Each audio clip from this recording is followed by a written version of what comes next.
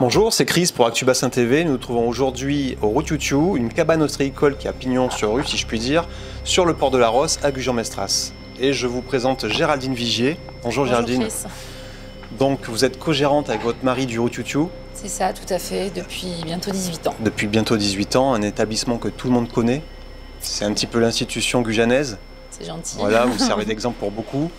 Seulement voilà, aujourd'hui, vous avez décidé d'entamer une grève de la faim. Qu'est-ce qui vous a poussé à en arriver là ?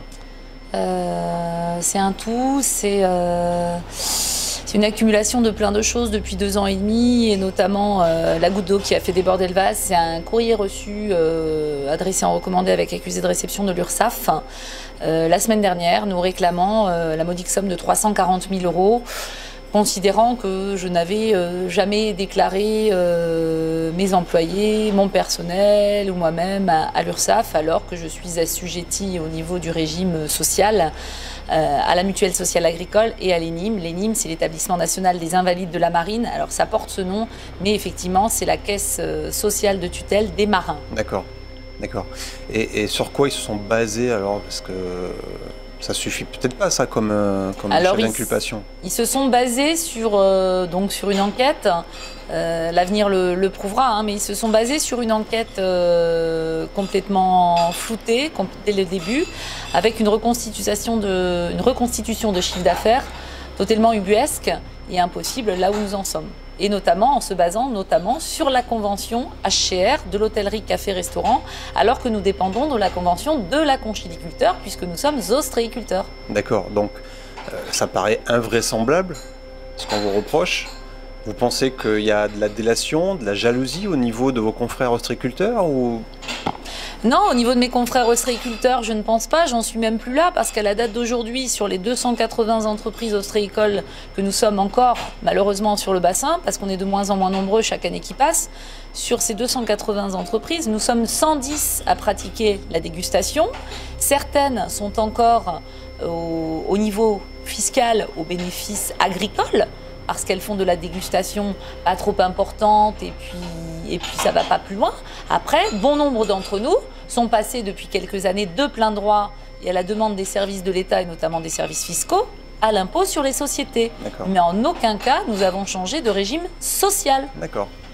Donc, vous avez poursuivi votre profession, votre activité normalement, il vous tombe ça aujourd'hui. Vous vous sentez épaulé par l'ensemble de la profession ? Il commence à y avoir une grande mobilisation, surtout de la part de ces 110. Lorsque j'ai posté cette vidéo, je m'attendais à peut-être un petit peu de représailles sur certains réseaux sociaux. Du tout, bien au contraire, ça m'a motivée encore plus. Et j'irai jusqu'au bout parce que c'est une profession qui est belle. Moi, je suis pas née ici, je suis pas née sur ce territoire, mais je viens d'un territoire où on est convaincu et où on lâche rien non plus. Et je sais que j'ai raison et que je suis pas la seule et il y a du monde derrière moi. D'accord. Vous parlez de la Bretagne ? Oui. Voilà. Bon, ce sont 2 territoires qui se ressemblent au niveau de cette profession en tout cas. Les ostréiculteurs du bassin pourraient prendre un petit peu exemple. Les ostréiculteurs bretons, notamment les Cancalais, ont demandé le classement des huîtres de Cancale au patrimoine mondial de l'UNESCO.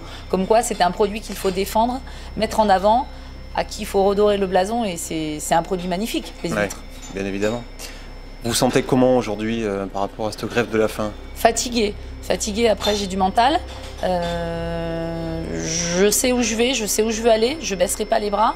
Parce que cet établissement qui est dans la famille de mon mari depuis 1846, malgré les changements, malgré les mises aux normes, alors oui, effectivement, en 2002, lorsqu'il s'est installé en nom propre et que je l'ai accompagné dans sa démarche, c'était qu'une toute petite cabane. Mais à aucun moment on est venu nous dire, bien au contraire, on nous a accompagnés. L'État nous a accompagnés, l'Europe nous a accompagnés dans des demandes d'avancement dans le métier, dans l'achat d'un bateau. À aucun moment on nous a dit que ce qu'on faisait n'était pas bien. Et aujourd'hui, c'est l'URSSAF qui se permet de venir nous dire « Attention, vous êtes des vilains, ça ne va pas du tout. Moi, effectivement, je vends mes huîtres sur place. C'est un circuit court. On le prône aujourd'hui, les circuits courts, la mise en avant de son produit, le bienvenu à la ferme. J'aurais tendance à dire depuis quelques jours qu'en fait, nous sommes des marchands de bonheur. Puisqu'on me dit que je fais du commerce, non. J'invite les gens chez moi à venir déguster les huîtres et à manger du bonheur. C'est la conclusion que j'en ai vis-à-vis de tous les retours que j'ai depuis quelques jours. Et non, j'ai pas honte et je regrette rien. C'est cet amour de la profession, vous le faites avec votre cœur, on le sent bien, qui vous pousse à en arriver à un extrême au point de faire la grève de la faim? Je déteste l'injustice. Je me suis battue aux côtés des confrères ostréicoles, alors que bien même certains d'entre eux, à un moment, ne considéraient pas que j'étais ostréicultrice pendant les premières crises ostréicoles. J'ai dû me battre 2 fois plus. Alors je ne suis pas féministe, mais j'ai dû me battre 2 fois plus pour arriver là où on en était personnellement, auprès de mon mari, parce que déjà je suis une femme. Et ça c'est compliqué. Je ne suis pas d'ici. Longtemps on m'a reproché d'être une étrangère.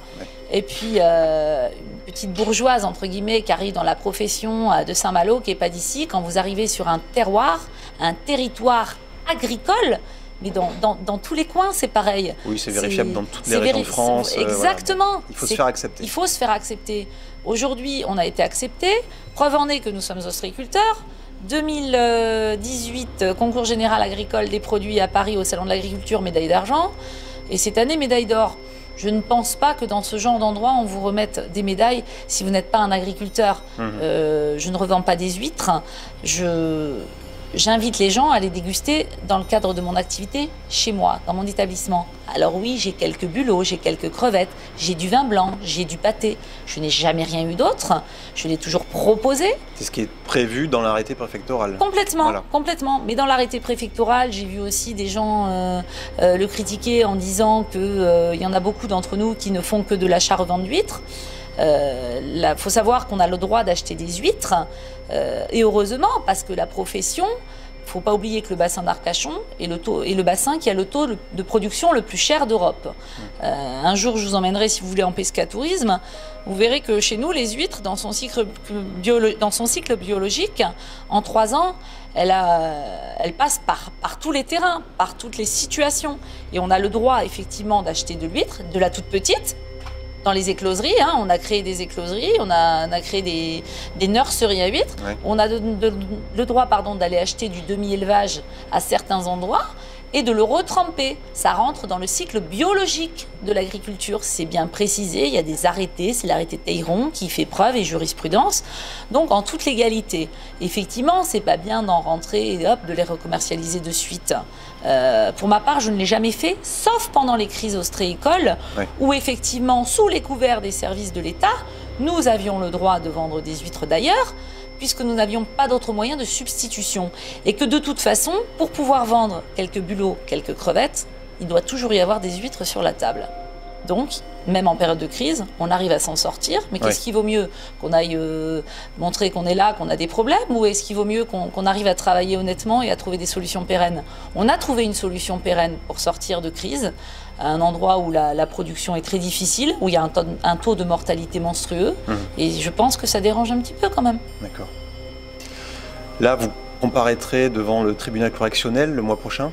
Le 25 novembre à 14h. Le 25 novembre, donc vous allez maintenir votre grève de la faim, vous pensez y arriver? Encore quelques jours, parce que j'attends des réponses, Déjà, je voudrais surseoir aux 8 jours de l'URSSAF. C'est surtout ça qui me fait peur aujourd'hui. Aller me justifier au tribunal correctionnel,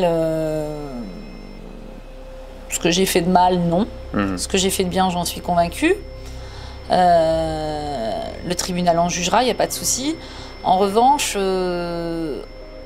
non, d'avoir à justifier à l'URSSAF, à des personnes qui sont d'ailleurs déjà venues chez moi pendant l'enquête, qui connaissent très bien ce que j'ai, qui savent très bien ce que j'ai, ce que je possède, d'avoir à aller me justifier aujourd'hui par courrier recommandé, leur dire que j'ai effectivement ça comme avoir. C'est pas parce que mon entreprise elle est belle que c'est une très belle. Vous savez, il y a un dicton qui dit toujours tout ce qui brille ne fait pas vivre. Oui. Effectivement, j'ai une très belle façade. Effectivement, je suis dans le guide du routard depuis 2003. Effectivement, on a eu les éloges du Goemilo. Effectivement, Petit Futé. Moi, j'ai souvent des amis en Bretagne, à Paris, ou des clients de partout qui me disent mais le bassin, vous avez créé un produit, vous avez créé... Parce qu'on ne parle du bassin partout. Le bassin par-ci, le bassin par-là. Vous avez des 4x3 dans le métro à Paris. La LGV bientôt, enfin dans 2 mois. Donc il va y avoir encore plus de monde. Oui. Et ces gens-là, maintenant qu'on a créé cette publicité, maintenant qu'on a créé ce joyau touristique aussi, parce que malgré tout, il est très touristiquement demandé, faut pas le nier, hein. Oui. Il y a de la place pour tout le monde. Après, puis en plus, c'est le sujet en ce moment, de trouver de la place à tout le monde. Mais il y a de la place pour tout le monde. Il faut juste mettre les bonnes personnes au bon moment, autour de la table, voir ce qui peut être fait. Il y a aussi de la place pour les oiseaux. Moi, je trouve qu'à la date d'aujourd'hui, dans l'état actuel de ce que je vis et de ce que je vis depuis 2 ans et demi, on a presque plus défendu les oiseaux du banc d'Arguin que moi et les entreprises autour de moi. Il y a quand même un réel problème humain.